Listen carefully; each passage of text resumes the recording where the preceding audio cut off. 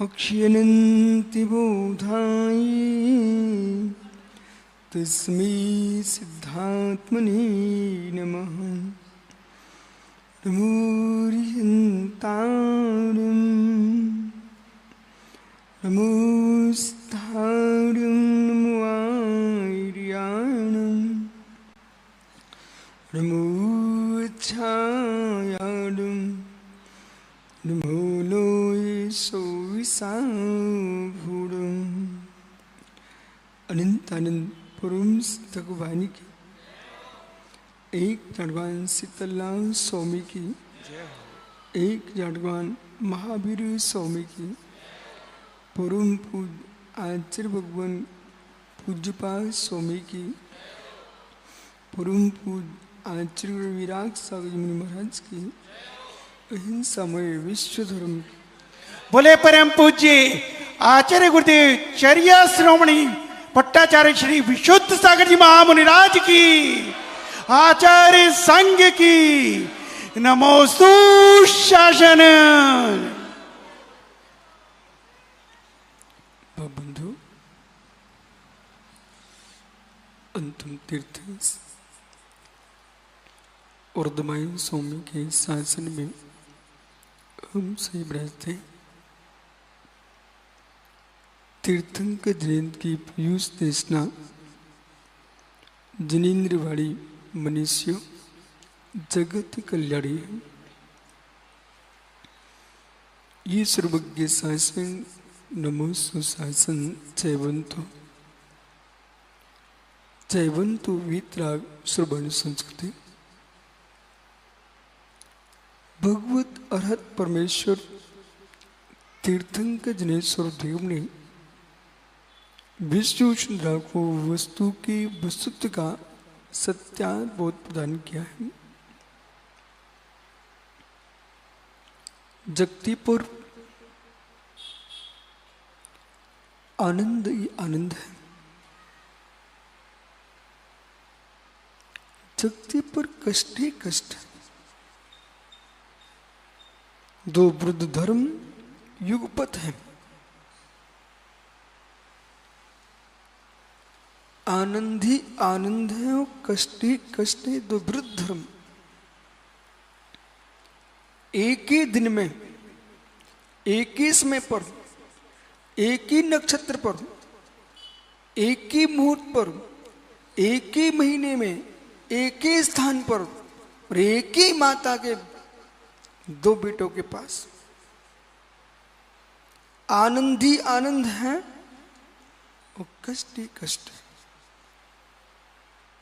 एक ही कक्ष में बैठे हुए हैं। आनंद ही आनंद है और कष्ट ही कष्ट है। जिसके साता का उदय है उसके आनंद ही आनंद है। जिसके असाता का उदय है उसको कष्ट ही कष्ट है। क्षेत्र एक है, काल एक है, स्थान एक है, जनक जननी एक है, पर द्वैत कैसा?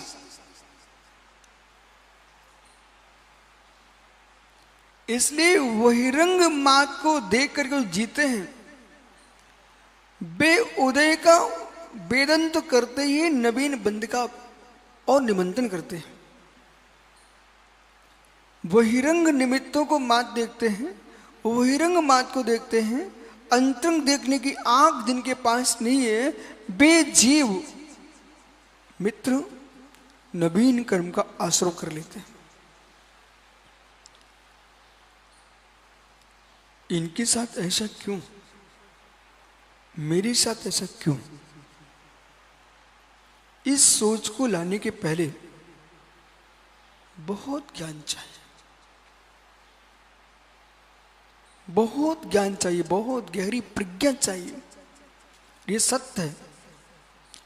कर्म के तीव्र अशुभ विपाक के काल में व्यक्ति को बहुत कुछ समझ में नहीं आता, तो कर्म के तीव्र पुण्योदय के काल में भी जीव को बहुत कुछ समझ में नहीं आता। उदय के वेदन से वस्तु का सम्यक बोध नहीं हो सकता। पंडित सनत विनोद जी, महात्मा जी, उदय के वेदन से सत्य का ज्ञान नहीं हो सकता। पुनः सुनिए, बार बार सुनिए।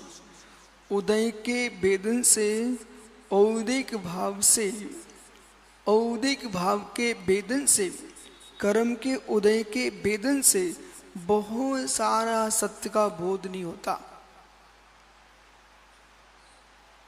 वहां आपको निर्णय करना पड़ेगा, मैं विषय को जानना चाहता हूं।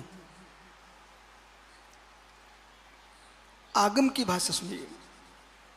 श्री धवला जी, पुस्तक क्रमांक 1, सठखंडागम जी में वीरसेन स्वामी ने कहा है, द्रव्य आगम, भाव आगम, नो आगम। द्रव्य आगम, भाव आगम, नो आगम। भावी तद्व्यतिरिक्त, चित्त चावि त्यक्त, ये सारे भेद श्री सठखंडागम में किए। आचार्य प्रवर पूज्यपाद स्वामी इसी पद्धति का, इसी शैली का प्रयोग सर्वासिद्धि टीका में करते हैं। ऐसा नहीं कहना चाहिए, ऐसा कहना चाहिए कि आचार्य पूज्यपाद स्वामी ने सर्वासिद्धि ग्रंथ में जिस शैली का प्रयोग किया है, आचार्य वीरसेन स्वामी ने धवला टीका में वही शैली का प्रयोग किया है।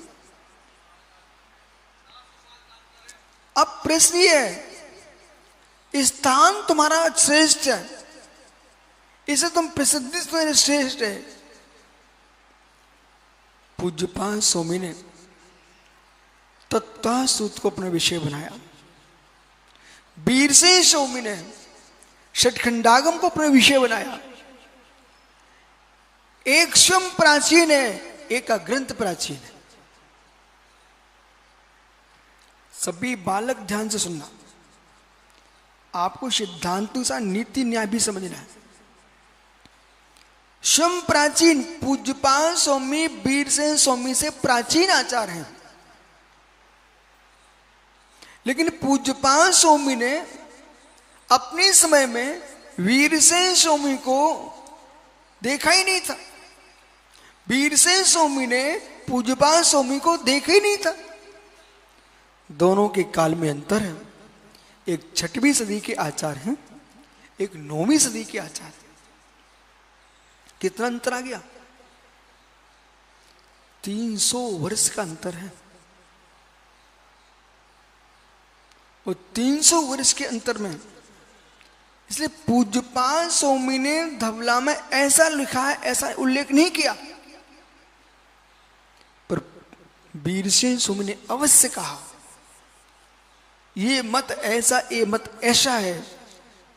जब 2 मत की व्याख्या किए, उसमें एक मत पूज्यपाद स्वामी का भी है।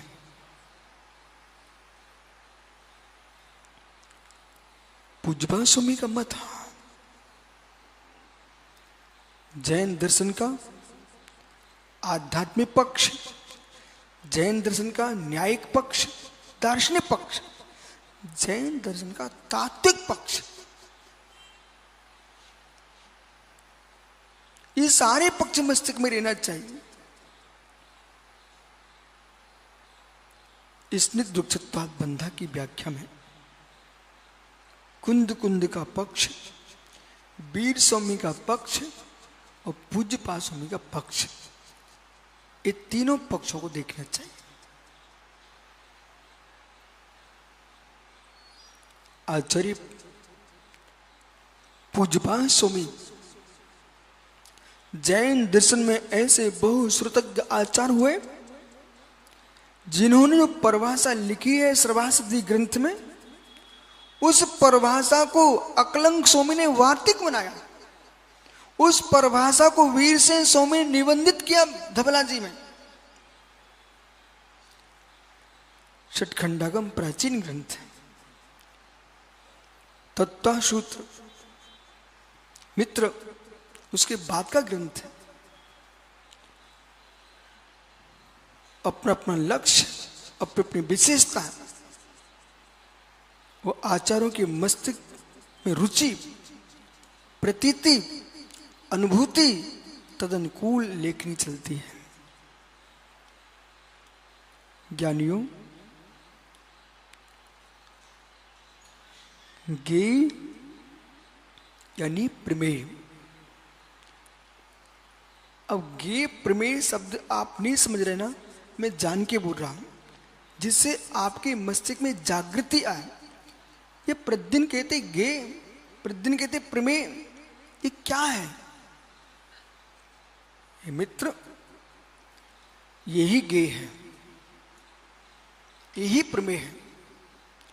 जो जो वस्तु ज्ञान का विषय बनती है वो सभी ज्ञेय कहलाती है। और ज्ञान यानी प्रमाण, तत्प्रमाणे। जैन दर्शन में इंद्रिय को, योगी को, प्रत्यक्ष सन्निकर्ष आदि को, इनको प्रमाण नहीं माना। हमारा जो प्रमाण है, प्रत्यक्ष प्रमाण, परोक्ष प्रमाण, परोक्ष में परोक्ष प्रमाण, प्रत्यक्ष में प्रत्यक्ष प्रमाण, ये हमारे जो प्रमाणों की व्याख्या पंडित राकेश जी सम्यक ज्ञानम प्रमाणम तत्प्रमाणे, जो सम्यक ज्ञान है वही प्रमाण है, वही प्रमाण है। तो मतिशुद्धि मनापरे केवल ज्ञान, ये जैन दर्शन का प्रमाण है। अब इस प्रमाण में आद्य परोक्षम, मतिशुद्ध ज्ञान परोक्ष है। फिर मैंने एक शब्द का प्रयोग किया, परोक्ष में परोक्ष। जो परोक्ष में परोक्ष है, स्मृति, प्रत्युज्ञान, तर्क, अनुमान, आगम, ये परोक्ष में भी परोक्ष है। और प्रत्यक्ष में प्रत्यक्ष, अवधि मना प्रिय ज्ञान प्रत्यक्ष ज्ञान है। और केवल ज्ञान प्रत्यक्ष में प्रत्यक्ष ज्ञान है। वो प्रत्यक्ष में प्रत्यक्ष है। असहाय ज्ञान एक केवल ज्ञान होता है। जो असहाय केवल ज्ञान है उसके नीचे अवधि मना प्रिय एक देश प्रत्यक्ष प्रमाण है।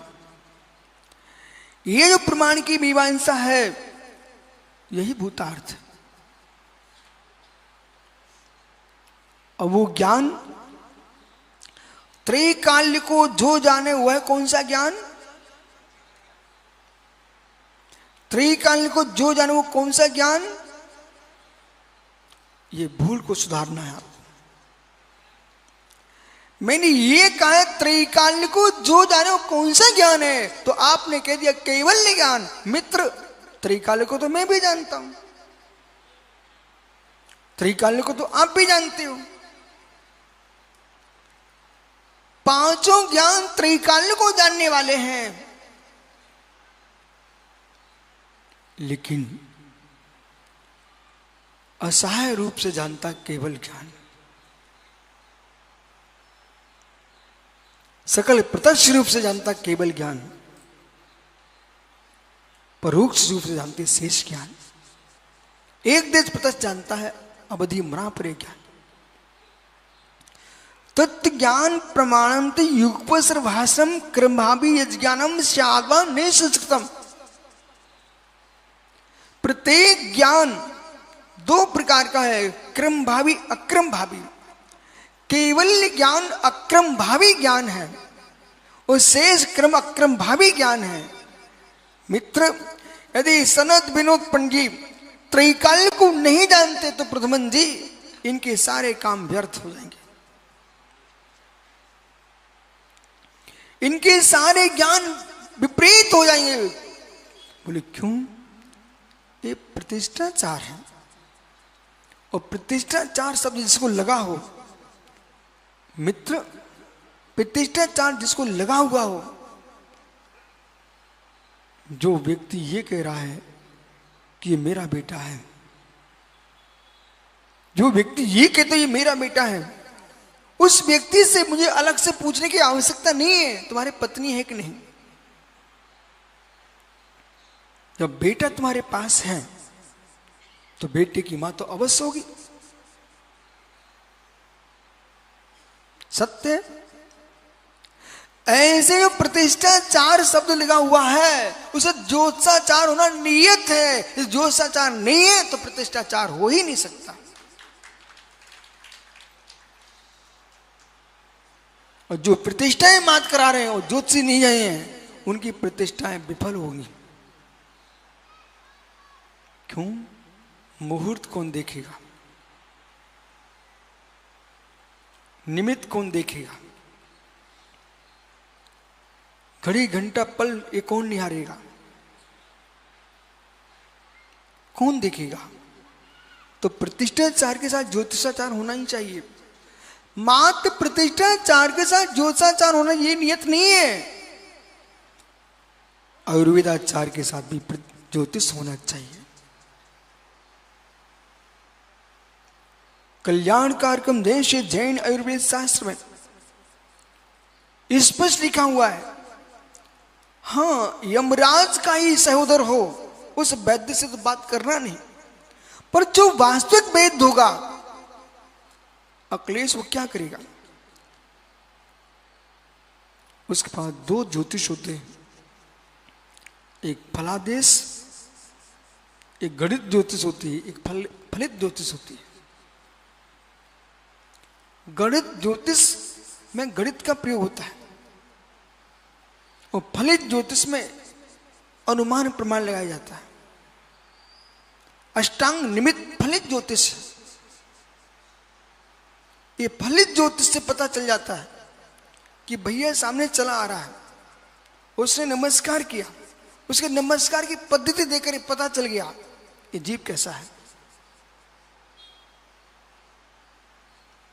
मित्र, एक व्यक्ति आया, वो आकर के उसने क्या किए, जमीन पर हाथ लगा करके बैठा और बैठने में दूसरा हाथ भी लगाया उसने, फिर खिसका। इसका मतलब है इसके अधो भाग में पीड़ा है। ये किससे जाना आपने? यही तो निमित्त है, अलग से कौन सा निमित्त है?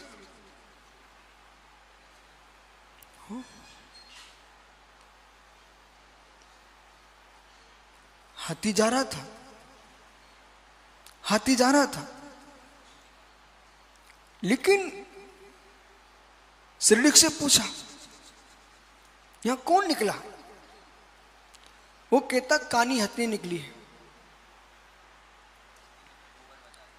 बोले कानी हथनी निकली है, कैसे जाना आपने? बोले जाओ देख के आओ आगे जहां खड़ी मिले। बोले कानी हथनी, हाथी नहीं निकला, बोले हथनी निकली हुई है, वो भी कानी है।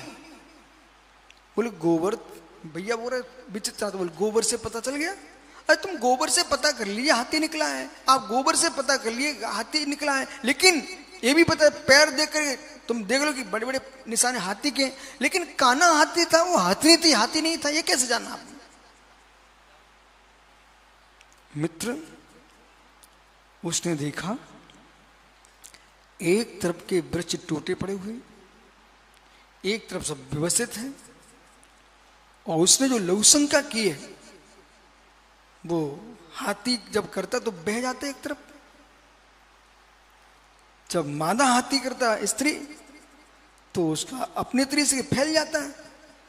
उसने ज्ञान से जान लिया, अनुमान प्रमाण से, ये हथनी थी पर कानी थी। ओह, अब प्रश्न क्या है? निमित्त ज्ञान का मतलब कोई बाहर से तुम लेके नहीं आओगे।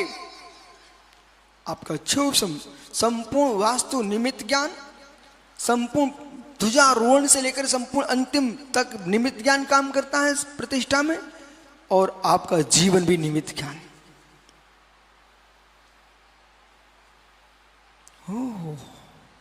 निमित्त ज्ञान वास्तु में भी वही समझ पाएगा जिसको निमित्त ज्ञान होगा। जिसको निमित्त का बोध नहीं, उसका वास्तु झूठा है। जहां पर हरे वृक्ष, आम के वृक्ष हैं, वहां तुम खोजने जाओ तो अपने आप समझ गए ये भूमि पानी से भरी हुई है। जहां पर हरे वृक्ष, आम्र वृक्षों, आम्र वृक्षों, अशोक वृक्षों और बट वृक्षों, ऐसे क्षीर वृक्षों, मधुर फलों के वृक्षों, ऐसे स्थान पर ध्यान साधना और समाधि की प्रतिज्ञा लेना चाहिए।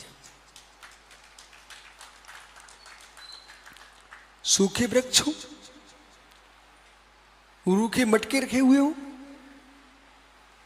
लोगों के चेहरे उदास, जिनके चेहरे पर कोई उमंग नहीं, और ज्ञानियों भग्न भवन हो, भग्न भवन हो, ऐसे स्थान पर कभी ना दीक्षा लेना और न कभी समाधि की प्रतिज्ञा धारण करना। दोनों भंग हो जाएंगे, दोनों भंग हो जाएंगे।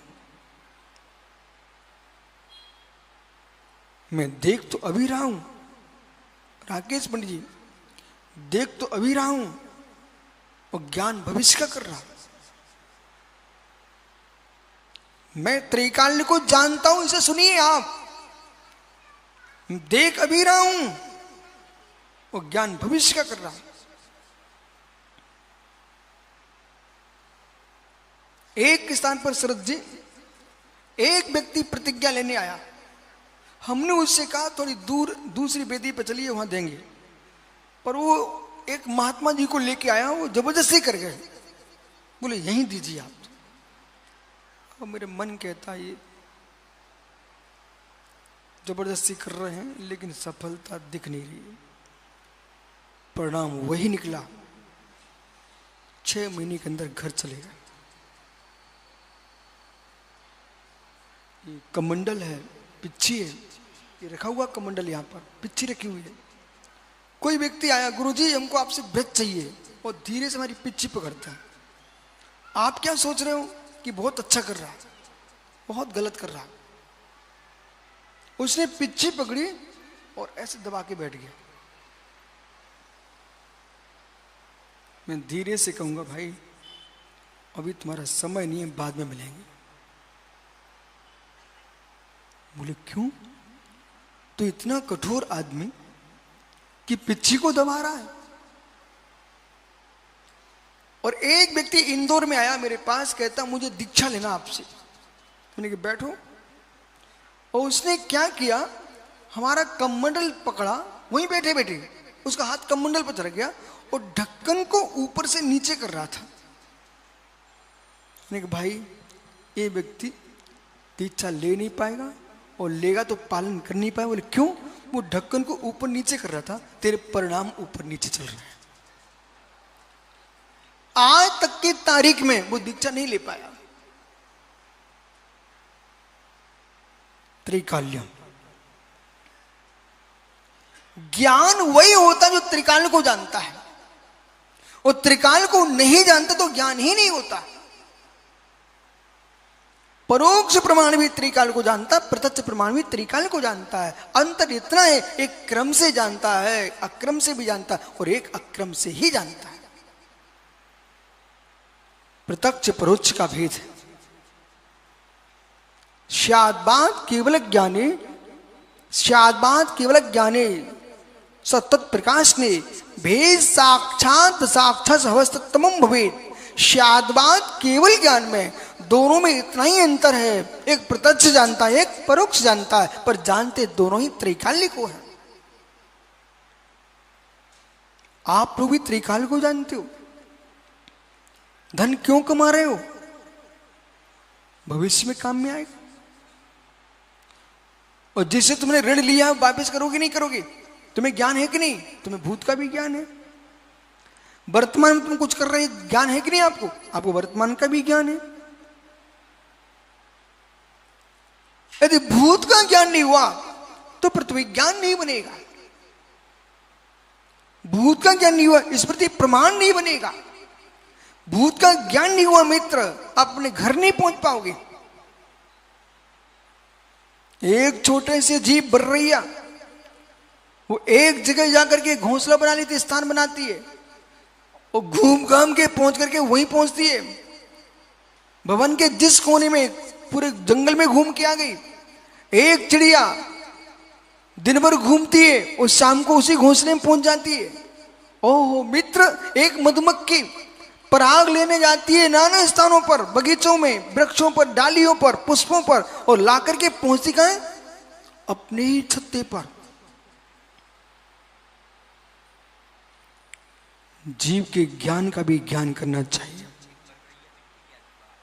एक बर्रिया मिट्टी लाती में विरागोदय के में पथरिया में चातुर्मास में पंडित हमारी कक्ष में एक बर्रिया दिन भर जब तक रात्रि ना हो जाए तब तक काम करती रहती। मैं देखो कर्तव्य भाव, और इतनी कषाय भाव देखो आप, दूसरे को काट भी लेती है। उसे मालूम है हमको छेड़ेंगे, हमको काट लो, साथ में डंक छोड़ के जा रही है। इतना ही नहीं पंडित जी, मैं देखता ही कर क्या रही है, वो जंगल में जाकर के कीड़ों को पकड़ के डाली, हरे हरे जीवों को, इल्लियों को लेके आई, उसने छेद में जाकर बंद कर दिया, ऊपर से मिट्टी लगा दी। जीवों की दशा को देखो, यहां ज्ञान क्या कर रहा है? ज्ञान क्या कर रहा है? संज्ञाओं के साथ ज्ञान, इंद्रियों के साथ ज्ञान, कषायों के साथ ज्ञान, इंद्रियों के साथ ज्ञान, संज्ञाओं के साथ ज्ञान, इंद्रियों के साथ ज्ञान, कषाय के साथ ज्ञान, संज्ञाओं के साथ ज्ञान, और मित्र ज्ञान के साथ ज्ञान। जब ज्ञान के साथ ज्ञान होता है तो केवल ज्ञान के पुरुषार्थ करता है, और इंद्रियों के साथ ज्ञान होता है, कषायों के साथ ज्ञान होता है, कषायों और संज्ञाओं के साथ ज्ञान होता है, तो भी संसार में भटकने का काम करता है। समझ में आ रहा है आप सबको? भले समझ में ना आ रहा हो, समझने की कोशिश करो, यही समझना है। हमने जगत के सारे ज्ञान प्राप्त किए, और ज्ञान का ज्ञान ही प्राप्त नहीं किया। विश्व में कितने सारे दर्शन ऐसे हैं जो बाह्य पदार्थों पे बात करते रहते हैं, और जिससे बात करने का बुद्धि प्राप्त है उस ज्ञान पर बात ही नहीं हो रही है। इसलिए महात्मा सरवास सागर जी, हे मित्र, ज्ञायक ज्ञायक अज्ञायक ज्ञायक, ज्ञायक ज्ञायक अज्ञायक ज्ञायक, संचालक जी, मित्र, ज्ञायक ज्ञायक अज्ञायक ज्ञायक अज्ञायक, निसंग सागी भेद करिए, अर्थ कीजिए। ज्ञायक ज्ञायक अज्ञायक ज्ञायक अज्ञायक।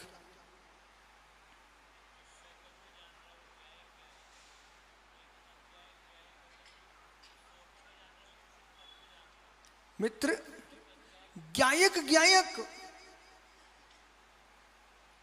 ज्ञायक ज्ञायक, ज्ञायक अज्ञायक,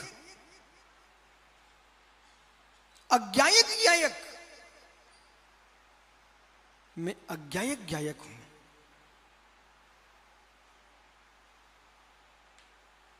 ज्ञायक ज्ञायक अज्ञायक ज्ञायक, अज्ञायक ज्ञायक। ओह, मैं अपने को भी जानता हूं, जीव जीव को भी जानता है, जीव अजीव को भी जानता है। अज्ञे गे और गे ज्ञायक गे, अज्ञे गे और ज्ञायक गे। मैं ज्ञायक भी हूं, गे भी हूं। ज्ञायक गेयों को भी जानता हूं और अज्ञायक गेय को भी जानता हूं। जीव को भी जानता हूं, अजीब को भी जानता हूं। जीव मात्र जानने वाला है, परंतु जितने अजीब पदार्थ वे सब क्या हैं? अज्ञान है, अज्ञेय है। गे तो है पर अज्ञायक गे है। वो आत्मा जो जीव द्रव्य है वो गे भी है और ज्ञायक भी है। ज्ञायक ज्ञायक भी है, अज्ञायक ज्ञायक भी है। क्या हुआ? आप कठिन मत कहिए, आप सभा को देखिए। कठिन कह के करके इन विचारों से छल किया गया है। कितना घोर छल! कहीं गाने बजाने में इनका समय नष्ट कराया, कहीं चुटकुलेबाजी में समय नष्ट कराया। यदि इनको कठिन महसूस होता ना, एक दिन आते दूसरे दिन आते नहीं। ये सब घड़ी लगाए बैठे रहते हैं, समय आने दो। मैं समझाता हूं, आप कठिन कह रहे, अच्छी बात है। जो मैं कथन कर रहा हूं वो इनके बीच का ही कथन चल रहा है। आइए मैं सरल करता। ये पेंसिल है, बराबर दिख रही ना आपको? ये ज्ञानी है कि अज्ञानी? अज्ञानी है कि नहीं? जो ज्ञानी होता है वो ज्ञायक होता है, जो अज्ञानी होता है अज्ञायक होता है, बराबर? तो जिसे जाना जाए तो ज्ञेय होता है, जो ज्ञान का विषय है। संसार में ऐसी कोई वस्तु है ही नहीं जो ज्ञान का विषय ना हो, क्योंकि प्रत्येक द्रविका में अंदर प्रमेय गुण होता है और प्रमेय गुण का अर्थ है ज्ञान का विषय। तो ये पेंसिल है, ये जड़ है, अचेतन है, अज्ञानी है। ये किसी को जानती क्या? नहीं जानती, बिल्कुल सही है। ये पेंसिल किसी को जानती नहीं, इसलिए अज्ञायक है, ठीक? और आप लोग इस पेंसिल को जानते कि नहीं? कौन कौन नहीं जानते इस पेंसिल को, जरा बताना। सभी जान रहे ना, इसलिए आप क्या हो? ज्ञायक हो। आप इस पेंसिल को जानते हो, ऐसे क्या अपने को नहीं जानते हो? जैसे इस पेंसिल को जान रहे हो ऐसे स्वयं को भी जान रहे कि नहीं? तो आप ज्ञायक को भी जान रहे हो और अज्ञायक को भी जान रहे हो, इसलिए आप ज्ञायक अज्ञायक ज्ञायक हो। समझ में आ गया? वही वही विषय हुए तो प्रवचन क्या? संगीत का भी जब भजन गाता है तो अक्षर तो वही होते ना, लेकिन धुनी में बदल देते हैं। आप झूमने लगते हो। सारे गामा पादा निसम है क्या? 64 वर्णों से बाहर कुछ भी नहीं। सगे से मां भोजन बनाती है, वही आटा दाल रहता है, उसमें कितने प्रकार संस्कार करते करते पकवान बन जाते हैं। ओहो, कुछ ऐसे भोजन बनाते हैं कि मुख में रखो राकेश पंडित और बाहर निकालना पड़ता है। कुछ ऐसा भोजन बनाते हैं लोग, मुख में रखो उंगली भी चाटते रहते हैं। ऐसे मित्र उपदेश ऐसे करो, कान से भरे अंदर में भी सुनता रह जाए, सोचने में लग जाए। जैसे गरिष्ठ भोजन पचाने में समय लगता है पर शक्ति बहुत देता है, ऐसे गरिष्ठ उपदेश समझने में समय लगता है पर पचाने में समय लगता है पर शक्ति बहुत देता है।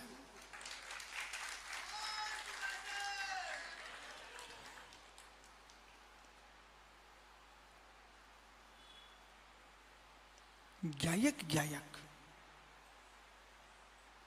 अज्ञायक ज्ञायक, अज्ञायक अज्ञायक। अचेतन क्या है?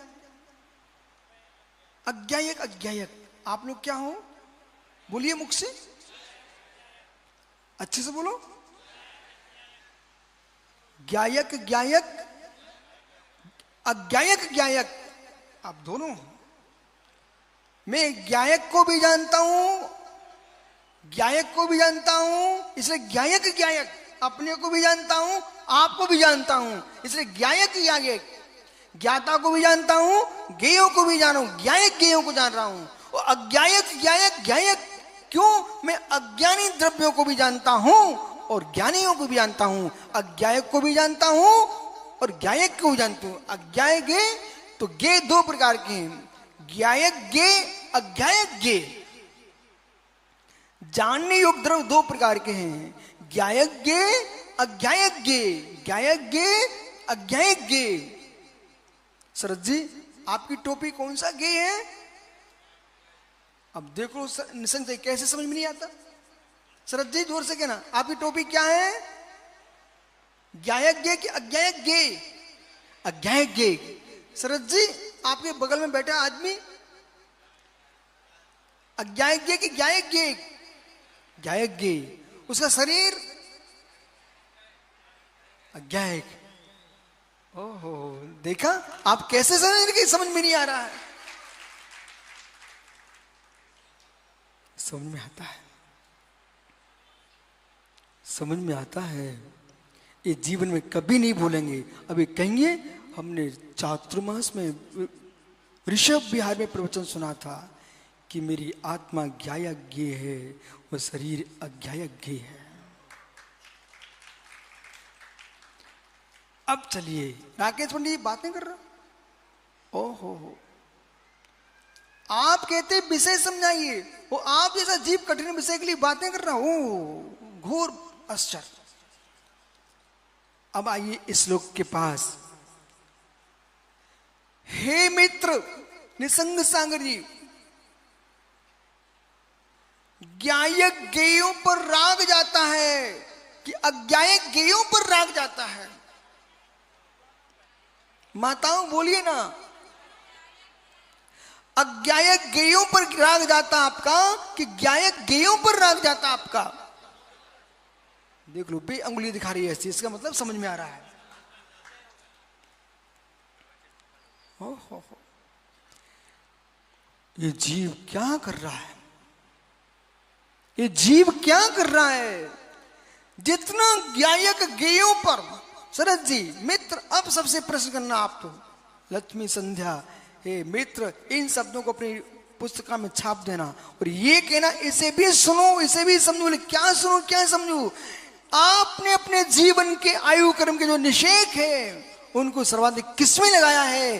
ज्ञायक पर लगाया है कि ज्ञायक ज्ञेयों पर लगाया है कि अज्ञायक ज्ञेयों पर लगाया है?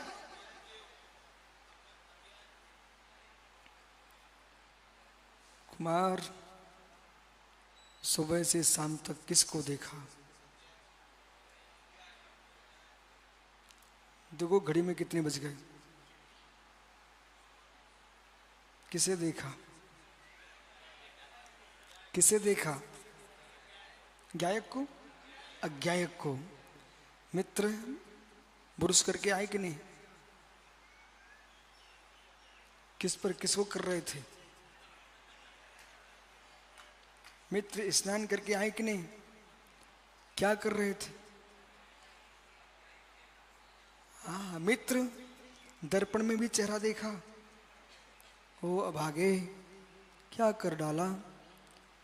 दर्पण के लिए आधा घंटा दे डाला। अरहंत देव के दर्शन को 2 मिनट देता, भाग देता है। कुमार, ये जगत क्या कर रहा बेटा? शीशा के सामने फिर ऐसे फिर ऐसे, फिर इधर मांग फिर इधर मांग, है वही, कोई दूसरा नहीं आएगा, वो कोई सुधर नहीं रहा, बिगड़ ही रहा है प्रतिदिन। फिर भी बच्चे लाल जैसा जीव वृद्धता की हो जाता, तब भी चमक रहा। देखो चेहरा, वो चश्मा देखो कितना सुंदर लेके खरीद के आए हैं। वो चश्मा लगाएंगे, फिर चश्मे से ही चश्मे को देखेंगे। आहा, आप सोचो मैं कहां कहां जा रहा हूं। एक ज्ञान से मिलो, मेरे ज्ञान से मिलो। सत्य नहीं बोल रहा हूं क्या? दर्पण में क्या देखते हो?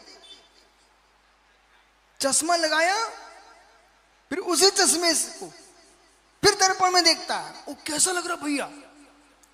ओहो, अज्ञायक को ज्ञेय में ज्ञायक ने क्या कर डाला? मूर्धी, मूढ़ आत्मा। मैं नहीं कह रहा हूं, मैं तो सबको ज्ञानी बोलता हूं। यहां लिखा है मूढ़ आत्मा। यत्र विश्वस्ततो नान्यत भवस्य भयास्पदम, ये तो भीतस्तो नान्य तो भयस्य स्थान महात्मना। इस श्लोक नंबर क्रमांक 29 में कह रहे हैं पंडित जी, दीपक भैया वस्त्र धोए। किसको धो रहे थे? ज्ञायक को कि अज्ञायक को? पुताई मकान की, अज्ञायक। पोंछा फर्श का, बर्तन धो रहे हो। मां, आज सब काम घर के करना, पर क्या बोलना? ओहो, मैं क्या कर रही हूं? ऐसा सोच, मैं क्या करने जा रही हूं? जूठन साफ कर रही है। ज्ञायक कहां जा रहा है? जूठन धो रहा है। ज्ञायक कहां जा रहा है? जूठन धो रहा है। ओ हो। मैं क्या देखता हूं शरद जी? मैं ये देखता हूं, एक व्यक्ति को मैं देख रहा हूं उसी समय कि कलसिया में जल लेकर के भगवान ऋषभ देव के बिंब के ओर जा रहा है। एक लोटे में जल लेकर के यूं जा रहा है। जल एक ही कुएं से निकाला था, पर एक पानी का क्या होने जा रहा है? एक पानी का क्या होने जा रहा है? ये ताली किसके लिए बजा रहे हैं? मेरे लिए कि अपने लिए कि पानी के लिए? एक पानी का क्या हो रहा राज, और एक पानी का क्या हो रहा बेटा? पानी पर ताली बजाई आपने ना। जड़ की व्याख्या से चेतन को कैसे समझना है? जैसे ज्ञानियों जल एक वस्तु है, ऐसे ज्ञान एक वस्तु है।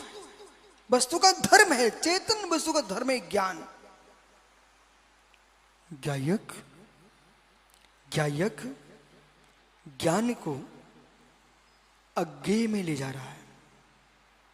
इसलिए सोच लाल में, संडासन में, पेशाब घर में, स्नान घर में ज्यादा समय नहीं लगाना चाहिए। उतना समय जिनालय को दे दीजिए। इन स्थानों में जितना लंबा समय लगाओगे परिणाम विकृत होंगे। इनमें स्थान ज्यादा समय लगाओगे शक्ति क्षीण होगी। चाहे सोच में बैठे हो, चाहे पेशाब घर में बैठे हो, मुख बंद रखना, दांत पर दांत बना के रखना। एक भी शब्द तुमने वहां निकाल दिया, आपको श्रुत अभिनय का दोष लगेगा। ज्ञानवड़ी कर्म का आश्रय होगा, ज्ञानवड़ी कर्म का आश्रय होगा। तो आपने मोबाइल लेकर वहां सुन सकते क्या? नहीं सुन सकते आप। क्या अभागे लोग हैं। श्रुत आगम शास्त्र कहते हैं मुख बंद कीजिए, बिल्कुल अधर खुलना नहीं चाहिए। उसके अंदर बैठ करके कितना पाप कर्म का उदय उस जीव का, घोर पाप कर्म का उदय, घोर पाप कर्म का उदय जिसका है, जो संडासन में बैठ करके शौचालय में सोच में बैठते हुए बीड़ी पी रहा हो, गुटखा खा रहा हो, कितना घोर पाप कर्म का उदय है। मतलब कि जीव तो त्रिंच हो गया, ये जीव तो त्रिंच हो गया, त्रिंच हो गया, पशु हो गया। पशु, पशुओं को ये प्रवृत्ति देखी जाती है, उधर अंदर खाते जाते हैं नाज में, इधर निकालते जाते हैं।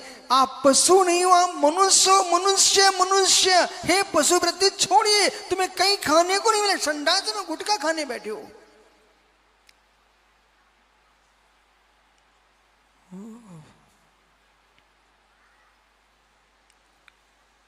जहां दांत पर दांत रख के बैठना चाहिए था, मौन से बैठना चाहिए था। प्रधान जी, ये माताएं पहुंच गई इधर उधर, वही आपस में तुम लोग गए, 4 लोग इकट्ठे सोच को निकल गए, बैठे बैठे बतिया रहे हो। क्या कर रही हो तुम? सिद्धू वर्ण समामनाया, वर्णों की आमना अनादि सिद्ध है, और प्रत्येक वर्ण मंत्र है। एक एक अक्षर के सहस सहस देवता अधिष्ठाता है। जैसे आ, ये आ का प्रयोग है, इसके 1000 देवता है। इसके ई, इसके 1000 देवता है इसके अधिष्ठाता। प्रतिमाओं में शक्ति कहां से आती है? यदि प्रतिष्ठा 3-4 बैठे यहां पर, इनसे मिल लीजिए आप। अंकन्यास मंत्राक्षर न्यास नहीं होंगे ना, तो प्रतिमा में प्रतिष्ठा किसकी हुई? इन बीजाक्षरों से, मंत्राक्षरों से तो प्रतिष्ठा होती है मित्र। और जो मंत्र होते हैं ना, वो भी ये बीजाक्षर ही होते हैं। कुछ लिखे जाते हैं, कुछ बोले जाते हैं, कुछ चावल छिड़के जाते हैं, और कुछ और विशेष होता है तो प्रतिमा के कान में सूर्य मंत्र दिया जाता है।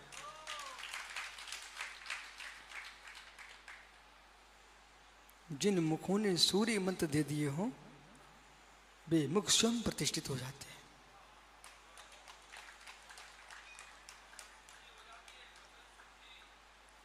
इसलिए पीली दुकान भागचंद भैया, उन प्रतिष्ठाचार मुनिगणों को, विद्वानों को कभी किसी के लिए अशुभ शब्द नहीं बोलना, क्योंकि तुम्हारे द्वारा बोला गया शब्द कहीं फलित हो गया ना, उसका नाश हो जाएगा।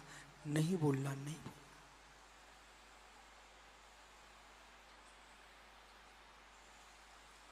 वचन सिद्धि हो जाती है। जिन्होंने बहुत प्रतिष्ठाएं की हो, ये पंडित जी 2 बैठे हैं, इनका चित्त प्रसन्न हो, कोई दुखी प्राणी हो, ये कुछ भी ना करें, गदगद भाव से यूं कर दें, उसका दुख दूर होगा, उसको शांति मिलेगी। आप तो सब अनुभवी बैठे हो, सुबह से शाम तक गुरुजी आशीर्वाद, गुरुजी आशीर्वाद, सिर पर हाथ रख दो। क्यों ऐसा करवाते आप लोग? बोलना जरा संजय, सिर पर हाथ रख दो, गुरुजी सिर पर हाथ, ऐसा क्यों करवाते आप? मित्र, उस भव्य जीव को शांति मिलती है। समोषण में, सभा में प्रवचन कर रहे हो मुराज, और शरद जी अचानक पहुंच जाओ, मुस्कुरा के यूं कर दें, सामने वाला फूले नहीं समाता, फूले नहीं समाता। एक भाई यहां पर आता सुबह से, वो कहता गुरुजी यूं आप कर देते ना, मैं 5-10 किलोमीटर से रोज मात इसलिए आता हूं, एक बार आप मुस्कुरा के मुझे देख लो, मेरा दिन भर अच्छा जाता है।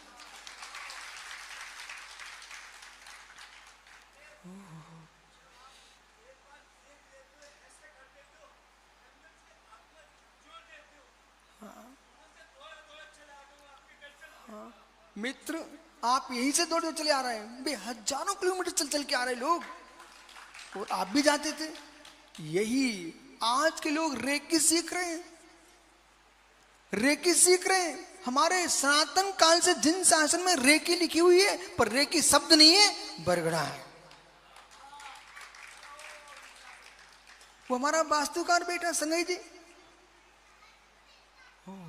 देवेंद्र भैया, ये भी वास्तु है, ये भी। ओहो, यूं कर दो भैया, यूं करो तो श्वान भी पहचानता है, चिड़िया कौवे पहचानते हैं, और यूं कर दो बकरी भी पास में आ जाती है। मुद्राओं का वास्तु, मुद्राओं का वास्तु,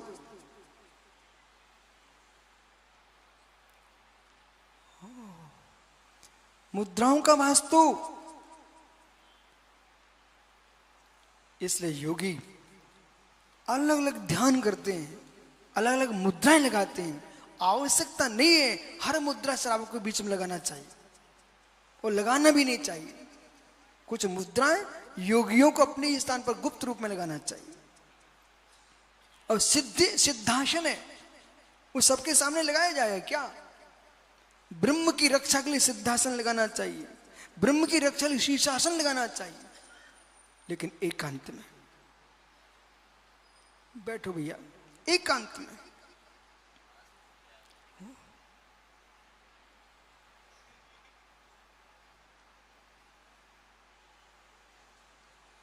हे साधको, हे साधको, तुम्हारे अंदर अमृत है, तुम्हारे अंदर जहर है।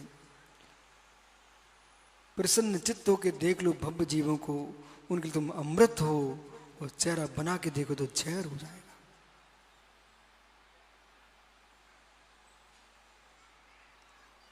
ज्ञान, ज्ञान कहां गया? ज्ञान पीने में तुम कितने पानी का प्रयोग करते हो? मुमुक्षु ज्ञानियों, आप पीने में कितने पानी का प्रयोग करते हो? और प्रभु के स्नान में, अभिषेक में कितना पानी का प्रयोग करते हो? और स्वयं के स्नान में कितना पानी का प्रयोग करते हो? और कपड़े धोने में कितना पानी का प्रयोग करते हो? ओ मित्र, जरा बताना, पीने का पानी अधिक है कि स्नान का पानी अधिक लगता है? ओहो, गंधोदक का पानी अधिक लगता है कि पीने का पानी अधिक लगता है? भगवान को तो शरद जी ऐसी ऐसी लुटिया, तनक सी कलसिया, एक एक बूंद टपकाते। कुछ लोग तो ऐसे बेचारे चम्मच से डालने, चम्मच से, कोई साथ में लिखा ही नहीं कि चम्मच से अभिषेक करो। भैया छोटी सी कलसी ले ले, चम्मच मत ढारो।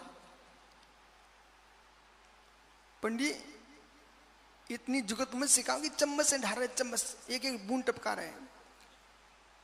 सोधुर मिंद्र ने तो सहज 78 कलसा प्रभु के सिर ढरे। उसने नीचे नहीं देखा, ये बुंदेलखंडी पंडित को नहीं देखा होगा, नहीं तो वो देख ले तो ये भी क्या चम्मच से ढारो। सनत विनोद आपको देख लेता सोधर मिंद्री करता, भैया चम्मच से ढारो। उसने आपको देखा नहीं था, इसलिए उसने कितने कलश, वो कैसा कलश, छोटा मोटा नहीं, बस योजन गहराई वाला हो, और 4 योजन और 1 योजन का मुख। इतना विशाल कलश लेकर के आपके ऊपर ढार दे, तुम तो बह ही जाते। अतुल बल के धारी थे, अतुल बल के धारी थे प्रभु। लेकिन मित्र यहां बिंब है, विवेक से करना, उतने बड़े कलश मत ढारना, पर कलसिया लेना, चम्मच से मत ढारना, छोटी कलसिया से ले लेना।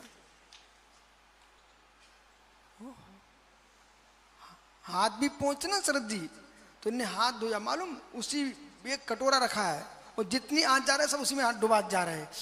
ओ भगवान, उसी में डुबा जा रहे, सारे गंदगी के हाथों में करके आप भगवान का अभिषेक करने जा रहे हैं। एक कपड़ा टांग के रखा है, जितने आ रहे हैं उसी में पहुंचते चले जा रहे हैं। अब जो पहले पहुंच गया उसका मल तो लग गया ना, अब तुम पहुंचोगे तब क्या होगा? इसलिए ज्ञानी स्वतंत्र वस्त्र पानी में डुबो मत, पानी ऊपर डाल के धो। और कुछ ऐसे विचित्र लोग भी रहते, दीपक पंडित जैसे, वे मालूम क्या करे पंडित जी, सुबह जगते हैं वो ऐसे ऐसे किया, नाक का कीचड़ निकाला और पानी की एक बूंद ली और ऐसे ऐसे कर लिए, पूरा अमृत कीचड़ उसके हाथ में जम गया। अब कहता गुरुजी नमस्तु, पूरे छपा दो महाराज को। भाई जुगत करो पर विवेक रखो, जितना आगम की आगे उतना तो करो। मुर्राज तक को सास में लिखा कि मुख भी धोए, यहां तक हाथ धोए, यहां तक पैर धोए, इसके ऊपर नहीं ले जाए, ऊपर नहीं ले जाए, परंतु कम से कम वो पैर का पंजा पूरा तो गीला हो जाए। तुम सोच करके आए हो और ऐसे अंगुलियों में पानी टपकाया, मित्र सास भी छुओगे, मंदिर भी जाओगे, इसलिए द्रव्य शुद्धि का भी ध्यान रखो भाव शुद्धि के साथ। भाव शुद्धि का ध्यान रखो द्रव्य शुद्धि के साथ। उभय शुद्धि की व्याख्या जिनागम में है, बराबर। और मित्र, स्वयं के भाव शुद्धि का ध्यान रखो और वैभव दूसरे के भी भाव शुद्धि का ध्यान रखो। अपने निमित्त से किसी के परिणाम बिगड़ न जाए। जिनालय में प्रतिदिन एक आदमी बढ़े तो तुम श्रेष्ठ हो। वो आपके हुनर से एक आदमी चला गया, मित्र हमसे बहुत बड़ा अपराध हो गया। जीवन में शत्रु भी तुम्हारा क्यों ना हो। पंडित जी, जो तुमको नहीं मानता वो प्रतिष्ठा कराना चाहे, तुम उसके यहां जाओगे कि नहीं जाओगे? जाओगे? पंडित जी, कोई मुझे गाली भी देगा, मैं उसको भी आशीर्वाद दूंगा। यशोधर महाराज के ऊपर सर्प डाल दिया, कुत्ते छोड़ दिए 500, तब भी यशोधर महाराज ने श्रीडिक को आशीर्वाद दिया। कहीं आप वैद्य होते, कहीं आप वैद्य होते अनिल, कहीं आप वैद्य होते और कोई आपका डब्बा शत्रु होता, वो अस्वस्थ हो जाए और तुम्हारे यहां आएगा, तुम उपचार करोगे नहीं करोगे? करोगे ना? करना ही चाहिए। बैर अपना विषय है और विद्या अपना विषय है।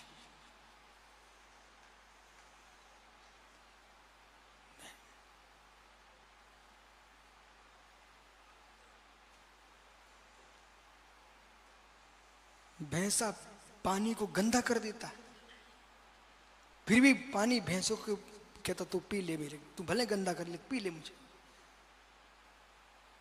भैंसा पानी को गंदा करता, पहले जाएगा, खड़ा रहेगा, फिर लोरेगा, फिर लोकसंगा करेगा, इसके बाद पीता है। तब भी पानी ये नहीं कहता भाग यहां से, तूने मुझे गंदा कर दिया। जैसे पानी कहता भाई तूने गंदा वश किया है, पर मेरा स्वभाव तो शीतल ही है। प्रद्युमन जी क्या सोच रहे हैं? शत्रु भी आ जाए मित्र, तब भी शत्रु भाव नहीं रखना, शत्रु भाव नहीं रखना। जितने यहां पर प्रवचन सुन रहे हैं ना, इसमें युवा वृद्ध सब बैठे हुए हैं। पंडित शाम को एक दिन आप 10 बजे आप 8 वर्ष से लेकर के 50 वर्ष तक के युवा बैया वृत्ति में लाइन लगे खड़े रहते हैं। इसका नाम दिल्ली है मित्र। बड़ौद के बच्चे आए, बोले गुरुजी मैं क्या करूं, लाइन में लग के खड़ना होना पड़ता, आपके पास अब आ नहीं सकते। मित्र लाइन लगाए खड़े हुए हैं। ये कौन है? ये आस्था है, विश्वास है, विश्वास है। जबकि 10 बजे तक तो रात में बच्चों को सो जाना चाहिए था, ये बेचारे इंतजार ही कर रहे बोले कब गेट खुलेंगे, मैं सेवा करके जाऊंगा। मित्र आपको लगता है वो सेवा करने आए हैं, वे शक्ति लेने आए हैं। जो प्रतिदिन भगवान का अभिषेक करता हूं, उस व्यक्ति से मिलना कि एक दिन अभिषेक छूट जाए, उसे लगता कि मैंने कुछ किया ही नहीं, उसे शक्ति मिलती है।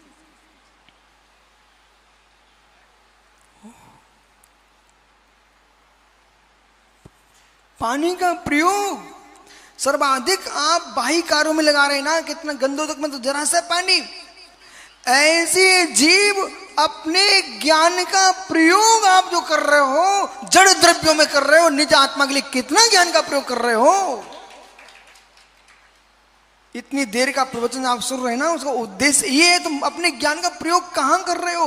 अज्ञेय ज्ञेयों में कर रहे हो, अज्ञेय ज्ञेयों में, ज्ञाय ज्ञेय में कितना प्रयोग कर रहे हो। शुभम शुभ लवकुश देख बेटा, जब दाढ़ी मूछ नहीं आई थी कम से कम एक समय तो बचता था, अब हर दिन उस पर ब्लेड फेरो,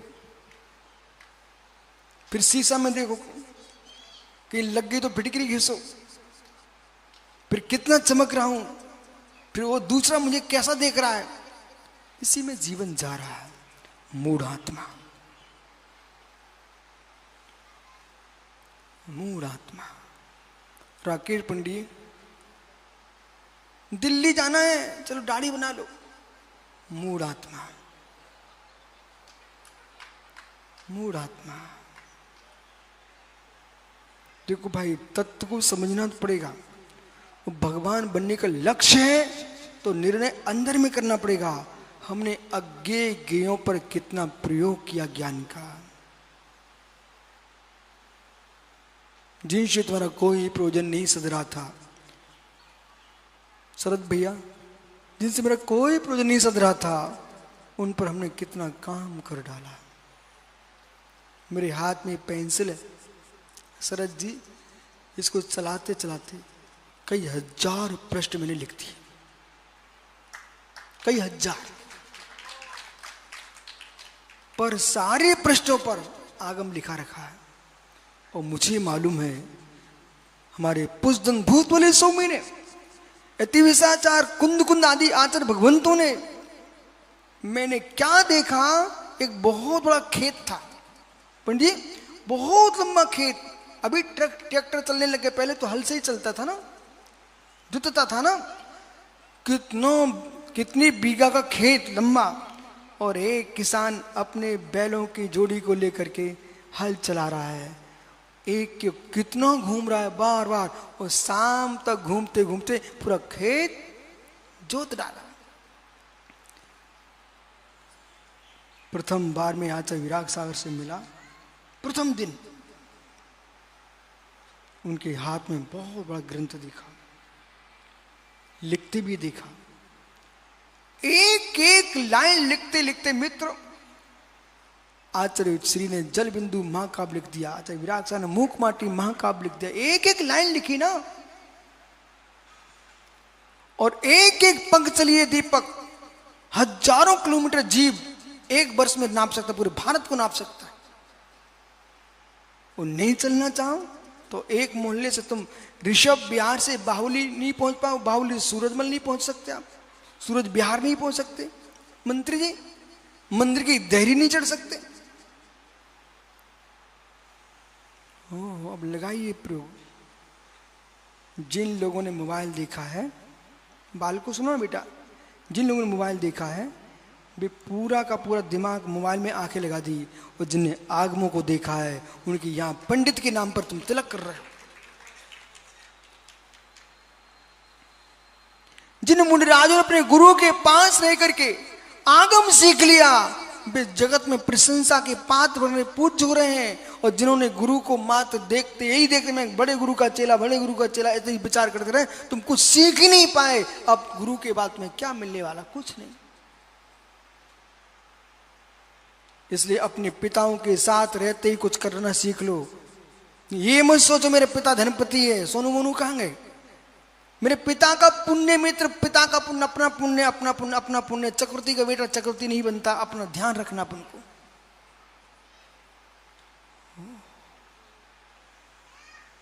और यदि किसी का किसी झगड़ा भी हो गया हो तो आज ही जाके क्षमा मांग लेना जाकर के। बोले क्यों? हम अपने आयु कर्म के निषेकों को और ज्ञान के ज्ञायक भाव को, अज्ञों को, कषायों को दे रहा हूं। बोलो माताओं, क्या किया आज तक? जिन वाणी सुन रहे ना, तो निर्णय करो आज से कि मैं अपने ज्ञान का प्रयोग मूढ़ आत्मा होकर नहीं करूंगा, ज्ञानी आत्मा होकर करूंगा। ये मूढ़ आत्मा कह रहे हैं। मूढ़ आत्मा यत्र विश्वस्तो भयात नान्यत विषयात्। वास्तव में भय किसी द्रव्य में नहीं है। जो यहां कोई दोष करके नहीं आया, अच्छे शांति से प्रवचन सुन रहा है। कहीं कुछ अपराध करके आया हो ना, उद्वेग आता है, डर लगता है, ताला डाल के अंदर बैठे तब भी डरता है कि पुलिस ना आ जाए, कोई देख ना ले, वहां रेस ना खुल जाए। ये भय किसको है?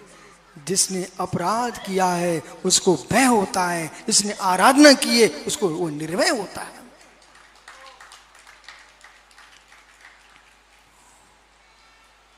भय किसका? मूढ़ आत्मा, बहिरात्मा जीव शरीर, पुत्र, मित्र आदि के राग में, इनमें विश्वास है मेरे हैं मेरे, इनके पीछे तुम्हें भयभीत होकर रहना पड़ रहा है। पंडित सनत विनोद पीली दुकान मित्र यहां मेरे सामने बैठे हो, अब तुमको डर लगता है मेरा भरत क्या कर रहा होगा, मेरा बाहुली बेटा क्या कर रहा होगा। मित्र दुकान में कुछ ना हो जाए, खेत में कोई ना आ जाए, तुमको भय किस बात का है। पर वस्तु भय उत्पन्न कराती है, निज में भय उत्पन्न होने कोई बात ही नहीं है। चकमक की बटैया देखा आपने? चकमक की बटैया जानते क्या आप लोग? चकमक देखा डॉक्टर? चकमक, एक चकमक लोग, एक चकमक, दूसरी नहीं लेना। अब चिनगारी उत्पन्न कीजिए आप। एक हाथ में चकमक की बटैया है, अब चिनगारी उत्पन्न होगी क्या? जब तक दो नहीं होंगी और दोनों पास में घर्षण नहीं करोगे ना, तब तक चिनगारी नहीं होती है। बराबर बांस के घर्षण से चिनगारी हो जाती है, बांस के घर्षण से चिनगारी हो जाती है, पर दो बांस चाहिए। जहां दो होंगे वहां आग लगनी है, एक रहोगे तो कुछ नहीं, जो है सो है। एक रहो, इस अहिम को हम अहिम को। घर नहीं जाना क्या आप लोगों को?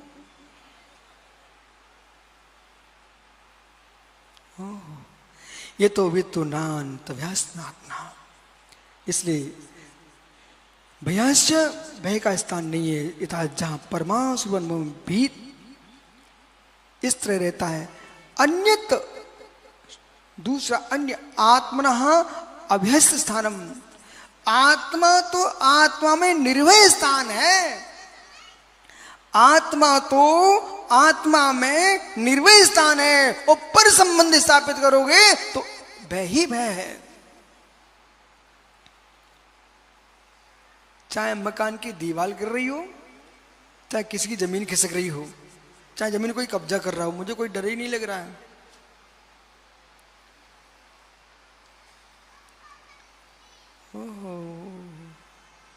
जिनके घर में रखा होगा ना, छापे का डर लगेगा, वहां छापा पड़ेगा। जिनके कमरे में ताला पड़ा होगा, जो कुछ रखे होंगे तो ताला पड़ा होगा। पंडित जी मेरे कमरे में तुम कभी भी चले जाना, दिन रात।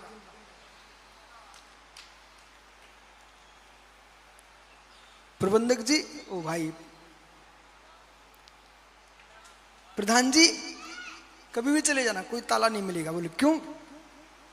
सास रखे, चुरा ले जाओ, पढ़ना, संदेह करना।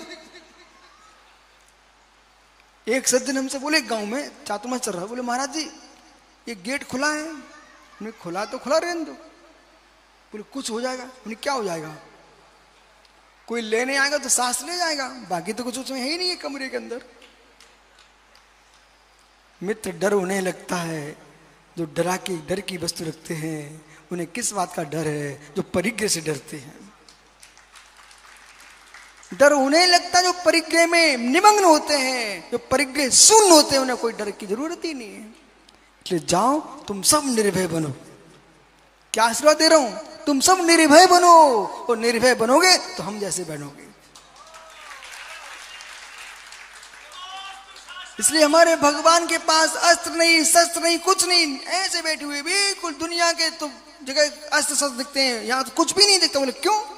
डंडा नहीं, लोटा नहीं, सोटा नहीं, कुछ नहीं। बोले क्यों? निर्भीक दिगंबरत्व है, जो है जाओ, कल फिर आओगे। मित्र ये 29 नंबर का श्लोक है, इसका ध्यान रखना। राकेश पंडित जी प्रमेय समझ में आया? इस अपने ज्ञान को निज ज्ञायक में लगाइए, पर गेयों में ले जाकर के अपने जल को मलमत बनाइए, गंधोदक बनाइए। आत्मा शुभावम पुरीभाव भिन्नम, आत्मा शुभावम पुरीभाव भिन्न।